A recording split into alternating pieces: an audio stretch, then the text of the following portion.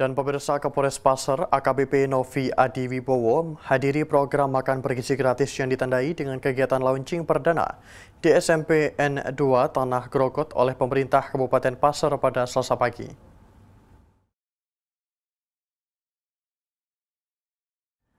Sebanyak 589 siswa-siswi SMP N2 Tanah Grokot menerima program makan bergizi gratis yang disiapkan melalui dapur MBG. Menu yang disajikan antara lain nasi putih, ayam suwir kecap, capcay hingga buah. Program ini merupakan langkah strategis pemerintah Kabupaten Pasar untuk pelajar dari berbagai jenjang pendidikan dengan total penerima manfaat saat ini mencapai 3.300 siswa dari 14 sekolah di Kabupaten Pasar.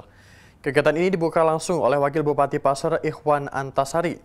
Dalam kesempatan tersebut, Wakil Bupati Pasar Ikhwan Antasari mengatakan bahwa program ini bentuk komitmen pemerintah Kabupaten Pasar dalam mendukung tumbuh kembang anak.